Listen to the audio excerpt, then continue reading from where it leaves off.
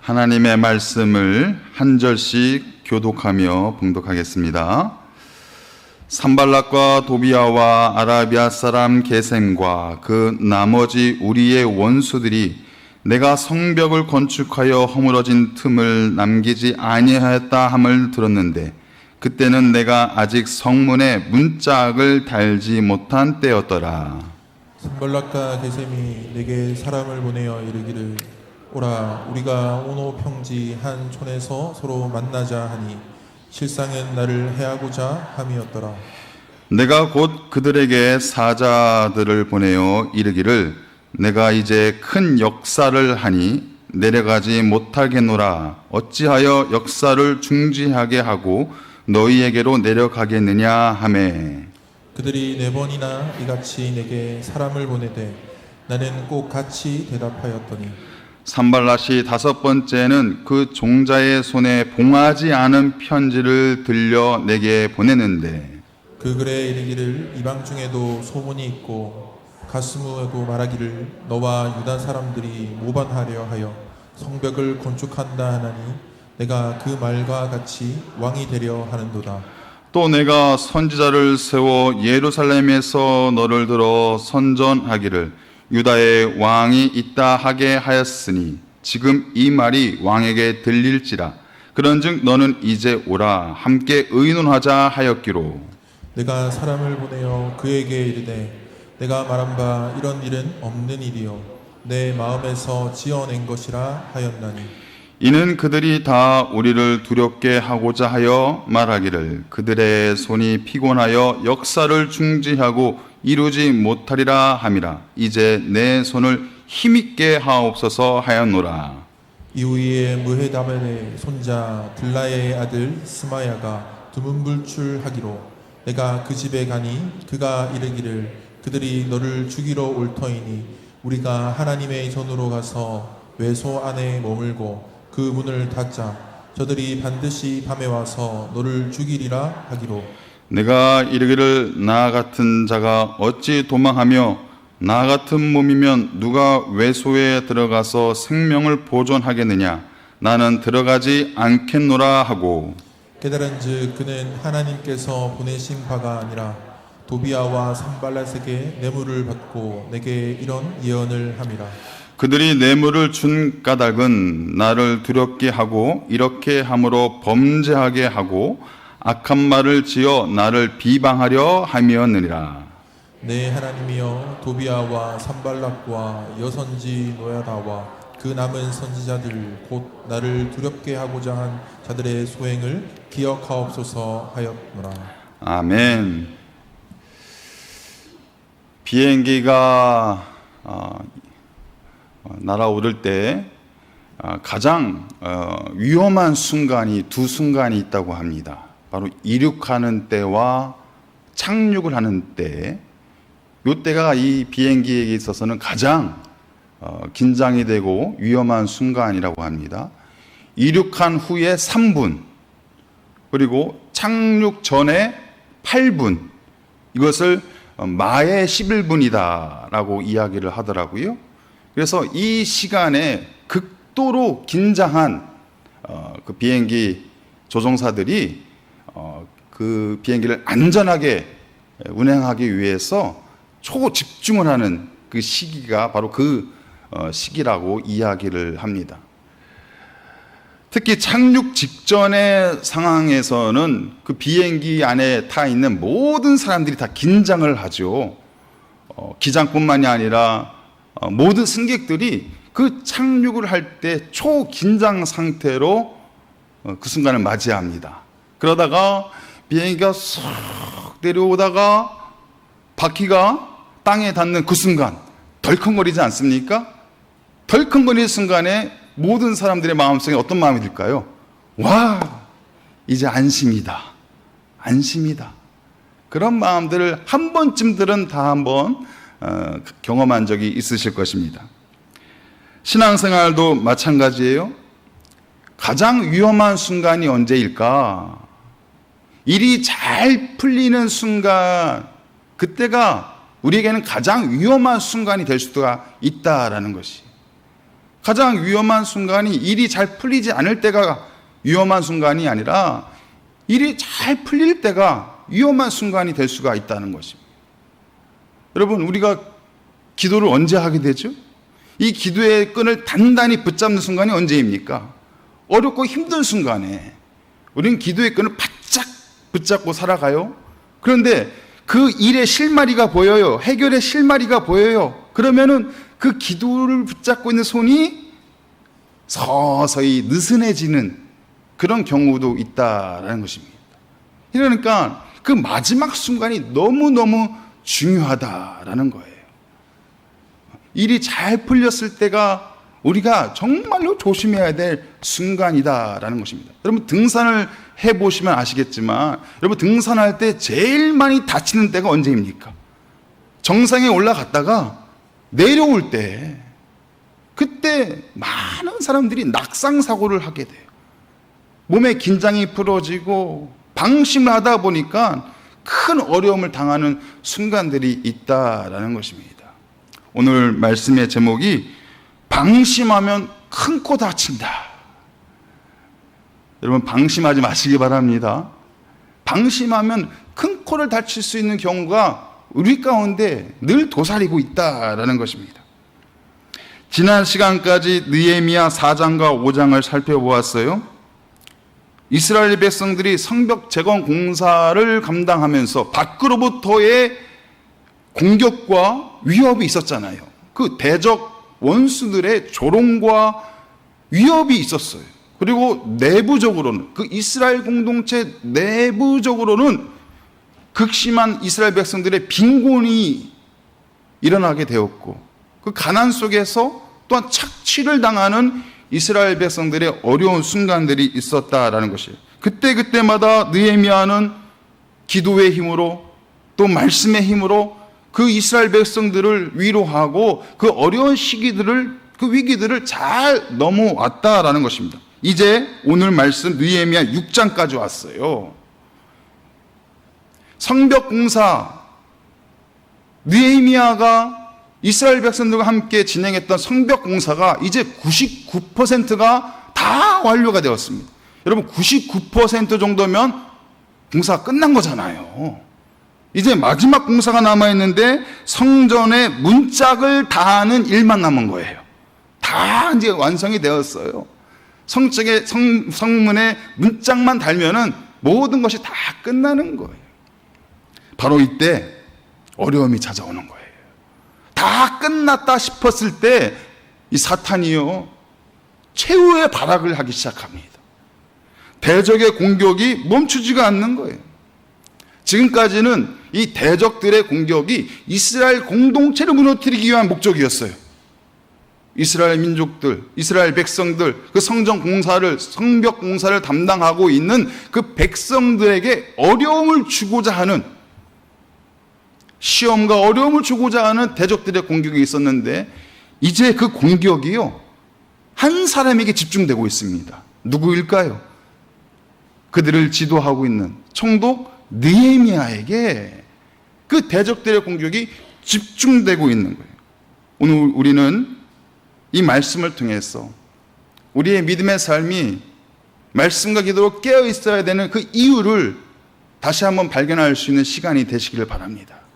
우리가 다 됐다, 아 이제 좋다, 아무 일 없다, 바로 그 순간에 우리를 힘들게 하는, 우리의 공동체를 무너뜨리려고 하는 이 원수 대적의 최후의 발악이 나타날 수가 있는 거예요. 우리가 어떻게 말씀과 기도로 무장하고 영적으로 깨어 있어야 될지를 오늘 말씀을 통해서 함께 나누기를 원합니다. 주전 445년경에 페르시아의 아닥사스다 왕의 술 맡은 관원장으로 안정된 그 자리 가운데 있었던 느헤미야가 그 예루살렘의 성벽이 다 무너졌다는 소식을 듣고 기도하는 가운데 그 성벽을 재건하기 위하여 그 예루살렘 땅으로 돌아오게 되었습니다. 총독의 신분으로 돌아왔지요. 그런데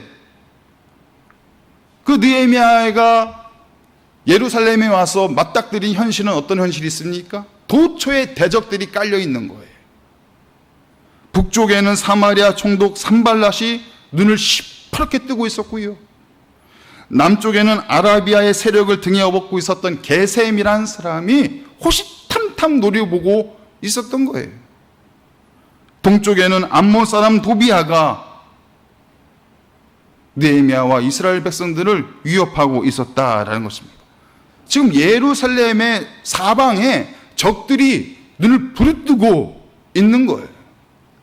지금 느헤미야가 마음의 작정을 하고 이스라엘 백성들과 함께 재건하고자 하는 것이 무엇입니까?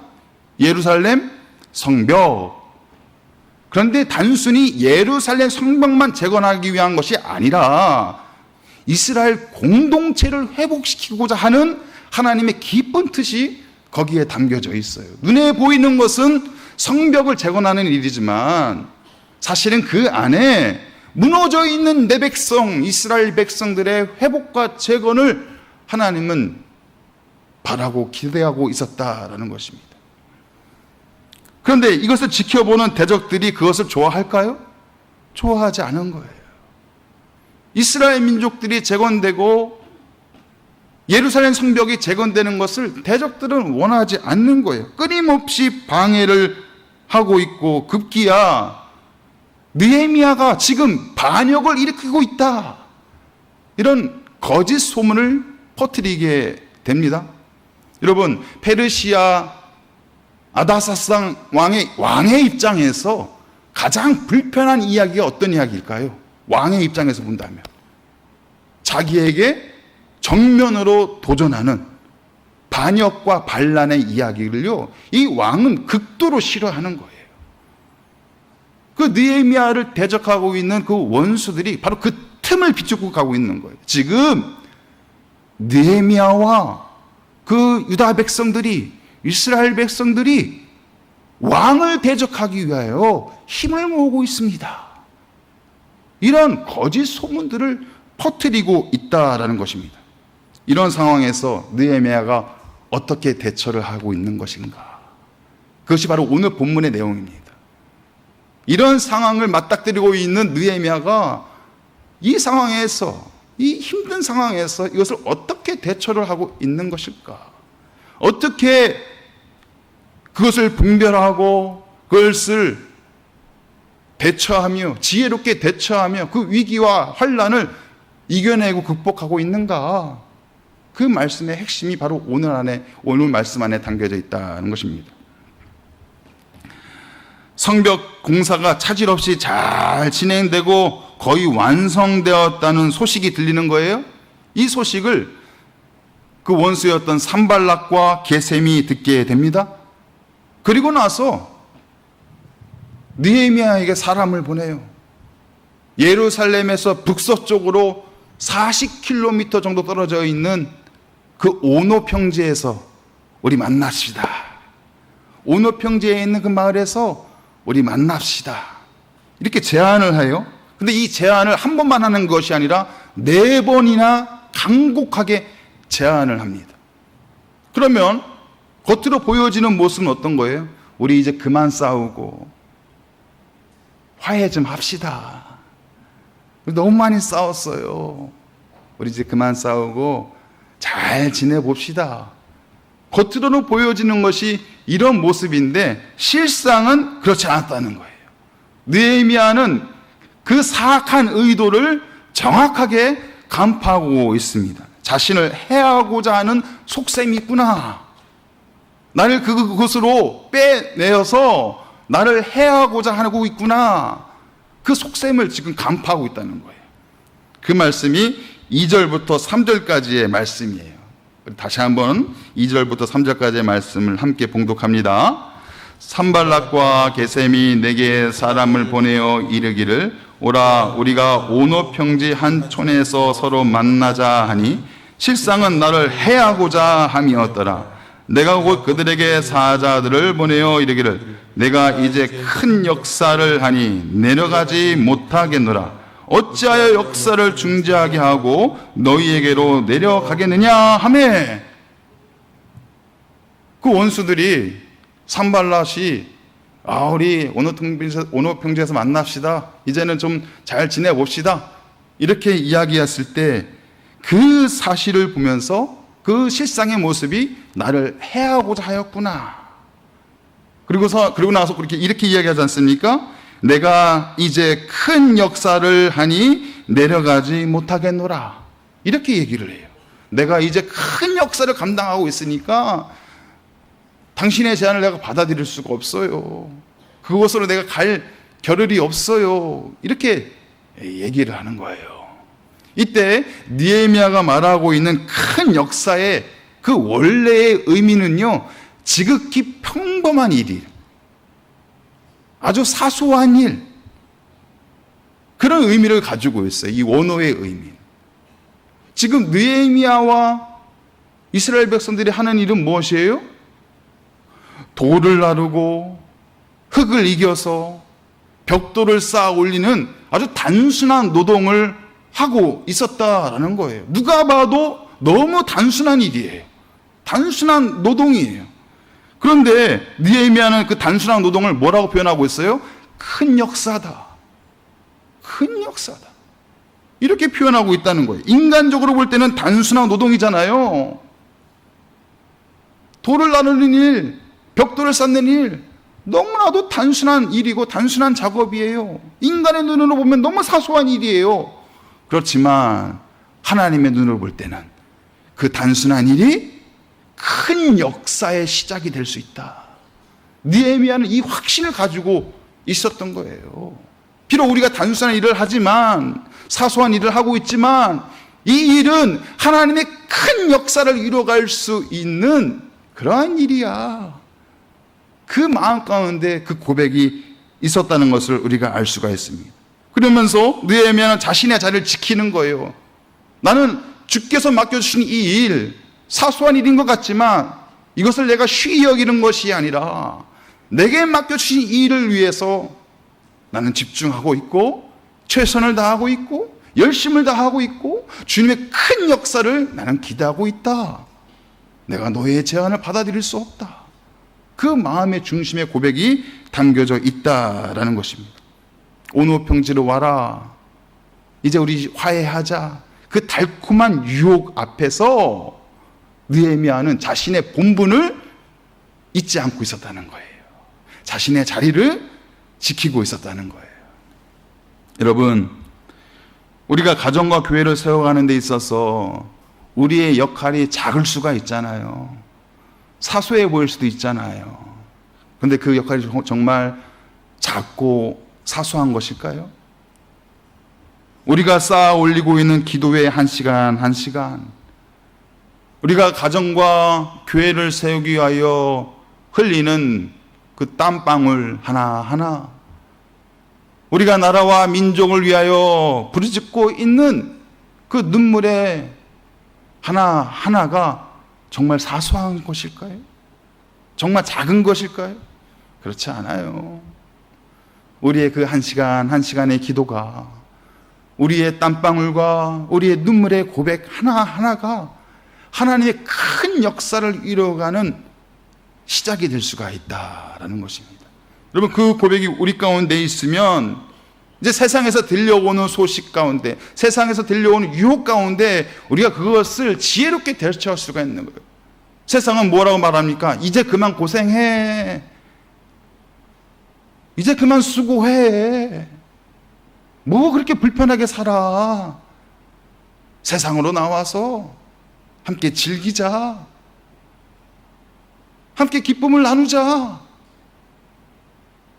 우리를 자꾸만 온오평지로 부르는 세상에 속삭임이 있다는 거예요. 뭐 불편하게 신앙생활을 하니? 이제는 그만 수고하고 세상에서 주는 기쁨을 누리자. 우리를 자꾸 온오평지로 부르는 그 유혹들이 있다는 거예요. 여러분, 우리는 어떻게 외쳐야 될까요? 온오평지로 우리를 부르는 세상의 소리를 들을 때 안락한 자리로, 세상의 기쁨의 자리로 우리를 부르는 그 유혹의 소리를 들을 때 그 우리의 영혼을 온호 편지로 부르는 그 소리 들을 때 우리는 어떻게 반응해야 됩니까? 오, 노. 오, 노. 우리는 그 자리로 갈 수가 없어. 나는 결코 그 자리로 갈 수 없어.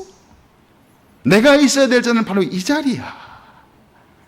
한 시간 한 시간 기도를 쌓는 이 자리, 가정과 교회를 위하여 땀을 흘리는 바로 이 자리, 나라와 민족을 위하여 부르짖는 눈물의 고백을 하는 이 자리, 이 자리를 내가 지켜야 될 자리고, 나는 이 자리를 통하여서 하나님의 큰 역사를 기대하고 나아갈 것이야. 나는 세상이 주는 기쁨이 원하지 않아. 세상의 온호 평지로 나는 가고 싶지 않아. 내가 있어야 될 자리는 바로 이 자리야. 이러한 고백으로 주님의 큰 역사를 이루어갈 수 있는 모든 사명자들이 되시기를 주님의 이름으로 축복합니다. 산발랏이요, 그의 4번의 거짓 음모가, 오늘 평지로 오라는 그 4번의 그 거짓 음모가 다 거절당하자 이제 다섯 번째 꺼내드는 무기가 있어요. 이 산발랏이 포기하지 않아요. 끈질깁니다. 4번 정도 했어. 안 되면 포기할 만한데 다섯 번째 이제 비장의 카드를 꺼내게 돼요. 그것이 5절 말씀에 나오는 봉하지 않은 편지였습니다. 봉하지 않은 편지. 이 편지의 내용은 무엇이냐? 느헤미야와 이스라엘 백성들이 페르시아 제국을 상대로 반역을 꾀하고 있다. 왕이 되고자 하고 있다. 되고자 한다. 그 내용이, 그 거짓 내용이 기록되어 있는 편지였어요. 어떻게 보면 고발장이죠, 고발장. 그런데 뭐라고 표현하고 있습니까? 봉하지 않은 편지였다. 봉하지 않았다는 얘기는 무엇이냐면요, 많은 사람들이 그 편지를 볼 수 있었다는 거예요. 다 꺼내서 볼 수가 있었다는 얘기. 느헤미야와 유다 백성들이 반역을 꾀하고 있고 왕이 되고자 한다라는 내용을 모든 사람들이 다 읽어볼 수가 있는 거예요. 여러분, 그 내용을 읽어보면 사람의 마음이 어떤 마음이 들까요? 소문을 내는 거예요. 소문. 거짓 소문을 내는 거예요. 그것을 지금 꾀하고 있었다라는 것입니다. 이런 상황에서 느헤미야가 8절과 9절 말씀에서 이렇게 대답을 합니다. 함께 봉독합니다. 8절과 9절 말씀. 내가 사람을 보내어 그에게 이르기를 내가 말한 바 이런 일은 없는 일이요 내 마음에서 지어낸 것이라 하였나니 이는 그들이 다 우리를 두렵게 하고자 하여 말하기를 그들의 손이 피곤하여 역사를 중지하고 이루지 못하리라 함이라. 이제 내 손을 힘있게 하옵소서 하였노라. 이 편지의 내용은 없는 일이고 이것은 너희가 다 지어낸 이야기다. 이렇게 말을 하면서 9절에서 명확하게 말을 하고 있는 거예요. 그럼 원수의 목표는 뭐예요? 이 산발랏의 목적과 목표는 무엇입니까? 말씀을 보면은 그들의 손이 피곤하여 역사를 중지하고 이루지 못하리라. 이것이 원수의 목표예요. 얼마나 힘들었겠어요. 52일 만에 그 성벽을 재건한다는 것이 만만한 일이 아니잖아요. 그 백성들의 손이 지금쯤이면 지치고 힘들고 피곤한 상황에 있다는 거예요. 그들의 지쳐있는 손을 말하면서 이제 스스로 힘들다. 힘들어. 도저히 못해 먹겠어. 그렇게 포기하기를 이 원수들은 기다리고 있다는 거예요. 기다리고 있다는 거예요. 그런데 느헤미야가 무엇이라고 고백합니까? 마지막 말씀이 중요한 말씀이에요. 이제 내 손을 힘있게 하옵소서. 이제 내 손을 힘있게 하옵소서. 이렇게 말하고 강구하고 있는 것이거든요. 지금 느헤미야가 말하고 있는 이제 내 손을 힘있게 하옵소서. 그것이 무엇을 의미하는 것일까요? 느헤미야도 지쳐 있어요. 힘들어요. 백성들을 위로하고 권면하고 그들과 함께 이 거대한 공사를 감당하는 것이 쉬운 일이 아니에요. 피곤해요. 백성들도 지쳐 있어요. 다 모든 이들의 손이 지쳐 있어요. 그때 느헤미야는 내 손을 힘있게 하옵소서. 이 고백은 무엇이냐면요, 내가 기도의 손을 들기를 원하나이다. 육신은 피곤하잖아요. 피곤한 건 어쩔 수 없어요. 그렇지만 내 기도의 손은 높이 힘있게 들기를 원하나이다. 그 고백을 하고 있는 거예요. 육신의 손은 비록 지쳐 있을지라도 기도의 손은 더욱 힘있게 올리게 해달라는 간절한 고백이 여기에 담겨져 있습니다. 느헤미야는요, 어려운 순간순간들마다 기도의 손을 힘있게 들었어요. 그 페르시아 아닥사스다 왕 앞에 나가서 내가 이제는 이 일을 다 내려놓고 저 예루살렘으로 가서 성벽을 재건하기 원합니다 라고 이야기를 했을 때, 여러분, 왕 앞에 나가서 그런 얘기를 하는 것이 쉬운 일이 아니잖아요. 그때도 느헤미야는 기도의 손을 들었어요.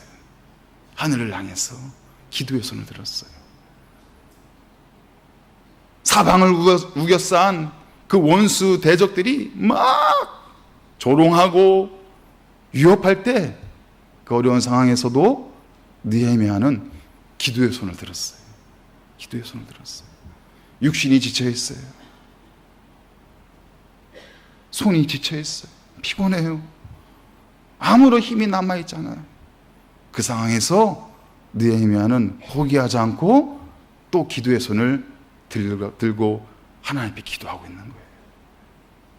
여러분, 이 산발랏, 이 원수 대적들은요, 이스라엘의 백성들, 느헤미야가 이 육신의 손이 지치면 다 끝날 줄 알았다는 거예요. 다 끝날 줄 알았다는 거예요. 다 포기할 줄 알았다는 거예요. 그런데 느헤미야에게는 또 다른 손이 있었음을 모르고 있었던 거예요. 그 손이 어떤 손입니까? 기도하는 손이. 기도하는 손. 여러분, 우리의 원수 대적 마귀가요, 우리의 인생을 피곤하게 만듭니다. 저만 피곤하군요. 힘들게 만들어요. 지치게 만들어요. 그런데 원수 대적 마귀는 우리에게 기도의 손이 있다는 것을 몰라요. 그 순간에 우리는 어떻게 기도해야 되는 것입니까? 주여, 이 손에 기도의 힘을 주옵소서. 그 공고한 삶 가운데 힘든 문제들 앞에서 우리의 육신은 피곤하고 지쳐 있을지라도 주여, 이 손을 들어 주님 앞에 기도하기를 원하나이다. 제게 힘 있는 기도의 손을 허락하여 주옵소서. 그것을 우리가 고백하며 나아가야 될 줄 믿습니다. 여러분들의 손이 지쳐 계십니까? 가정에서의 일들 때문에, 일터와 직장에서의 일들 때문에, 또 우리 교회에서 감당해야 될 여러 가지 사명 앞에서 우리의 손은 지쳐 있지는 않습니까? 그 순간에 우리에게 있는 또 다른 손, 기도의 손을 높이 드시고 하나님 앞에 기도하고 간구할 수 있는 우리 모두가 되시기를 바랍니다. 주여, 이제 이 손에 힘을 주옵소서.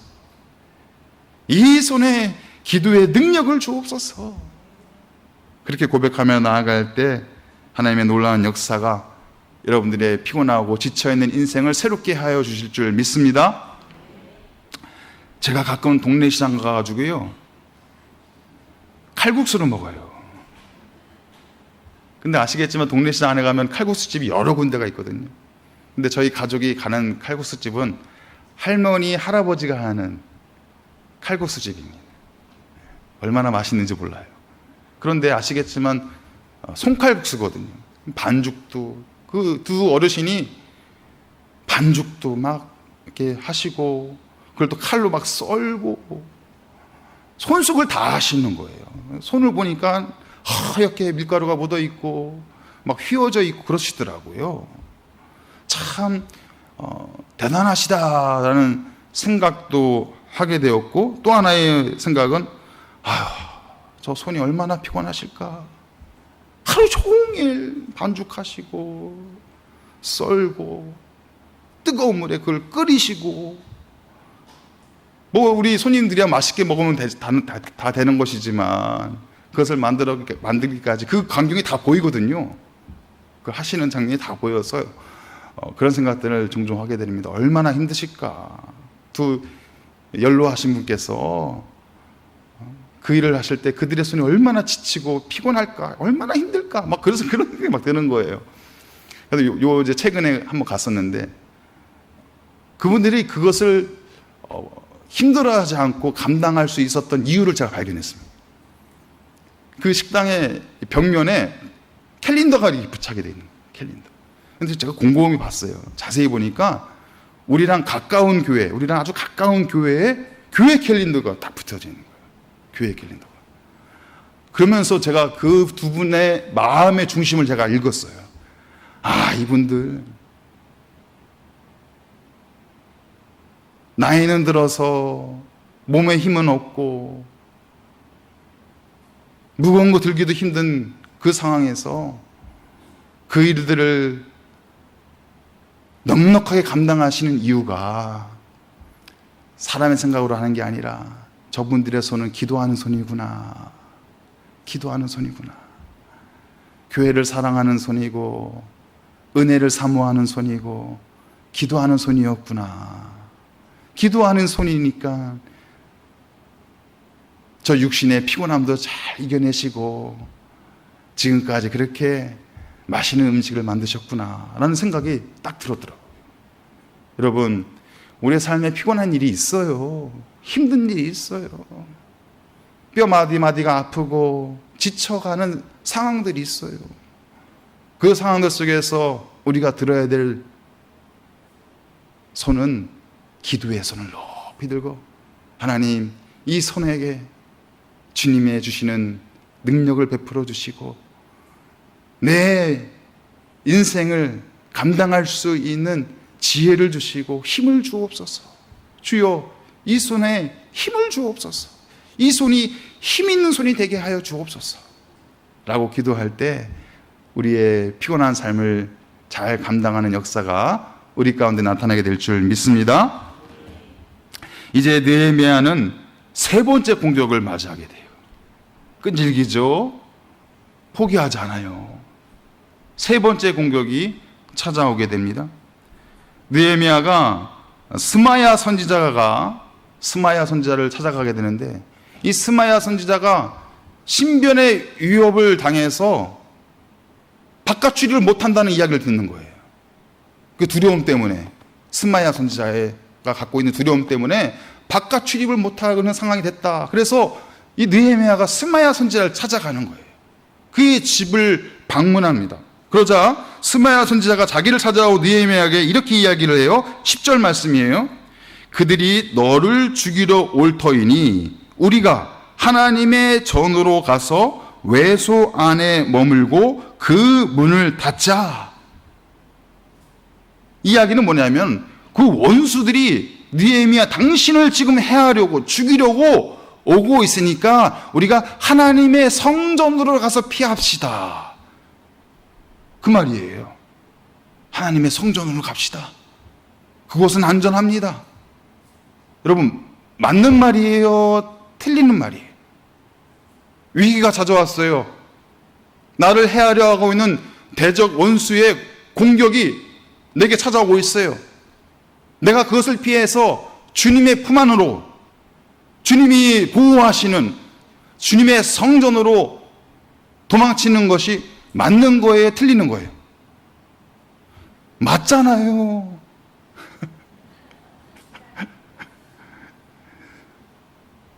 어떻게 보면 맞는 말 같아요. 맞는 말 같아요. 그런데 이 스마야 선지자가 지금 이렇게 제안을 하는 것은요, 숨은 의도가 있어요. 아주 검은 숨은 의도를 가지고 이렇게 이야기를 하고 있는 거예요. 성소에는 제사장 외에는 들어갈 수가 없습니다. 혹 제사장 이외의 사람이 성소에 들어가면 죽임을 당할 것이다. 이것이 하나님의 율법이에요. 느헤미야가 제사장입니까? 아닙니까? 아니죠. 느헤미야는 총독이에요. 제사장이 아니에요. 그런데 만약에 느헤미야가 스마야 선지자의 그 제안을 따라서 하나님의 성전으로 들어가고 성소로 들어가게 되면 느헤미야는 어떤 사람이 되는 거예요? 율법을 거스리는 사람이 되는 거예요. 율법을 거스리는 지도자가 되는 거예요. 그런 오명이 생기게 되는 거예요. 죽임을 당해도 뭐라 할 말이 없는 거예요.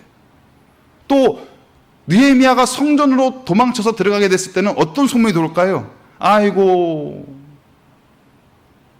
평상시에는 이스라엘 백성들을 아끼고 끔찍하게 사랑하더니 이제 막다른 곳에 처하니까 백성들 다 버리고 비겁하게 자기 혼자 살겠다고 성전으로 도망친 그런 비겁한 지도자가 되는 거예요. 그런 오명을 받을 수가 있는 것입니다.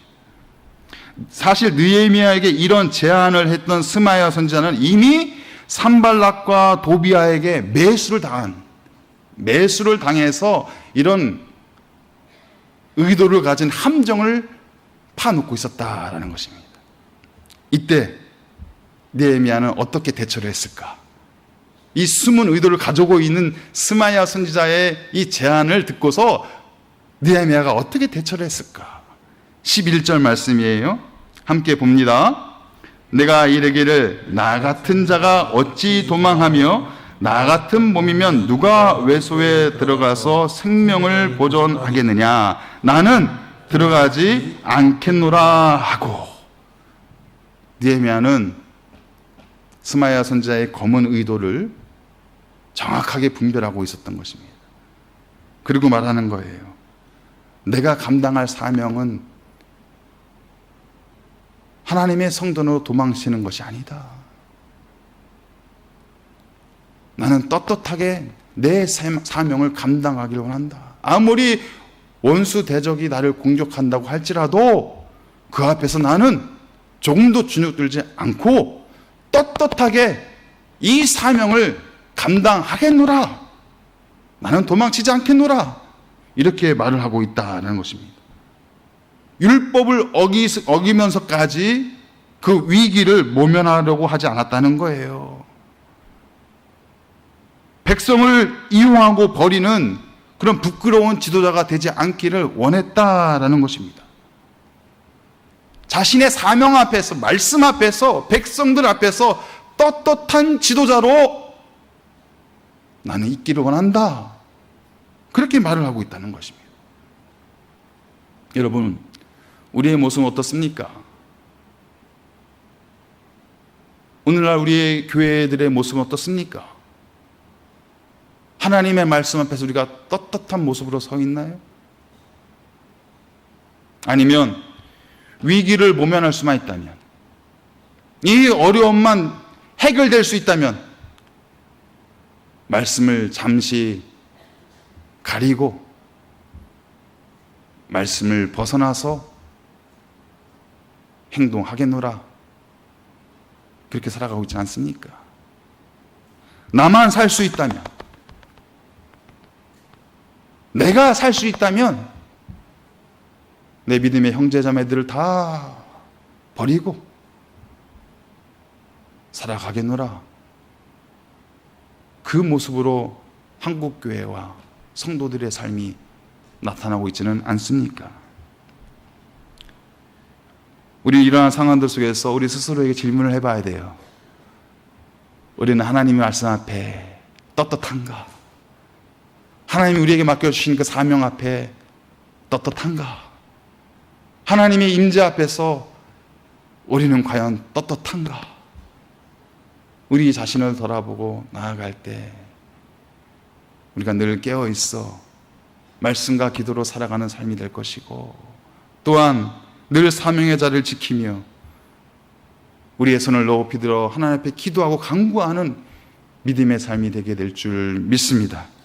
우리 모든 성도님들 말씀 앞에서 또 하나님 앞에서 또 내게 맡겨주신 그 사명 앞에서 세상과 타협하지 말고 내 마음의 유혹과 타협하지 말고 떳떳하게 하나님 앞에 서시고 또 내 상황 앞에 설 수 있는 우리 모두가 되시기를 주님의 이름으로 축복합니다. 하나님 아버지, 오늘 느헤미야 말씀을 통해서 우리의 모습을 돌아보게 하시고 우리가 혹여나 영적으로 잠들어서 방심하고 있지는 않은지 우리 자신 스스로를 돌아보게 하심을 감사합니다. 우리 교회가, 우리 모든 성도님들이 우리에게 맡겨주신 사명의 자리를 지켜가게 하여 주시고 우리의 손을 높이 들고 주님 앞에 기도하고 간구하는 믿음의 삶이 되게 하여 주시옵소서. 하나님, 내게 닥쳐있는 위기와 그 어려움을 모면하기 위하여 말씀을 버리지 않게 하여 주시옵시고 늘 말씀 앞에 깨어있어 떳떳하게 살아갈 수 있는 우리 모든 성도님들 다 되게 하여 주시옵소서. 모든 영광을 주님 앞에 올려드리오며 예수 그리스도 이름으로 기도하옵나이다. 아멘.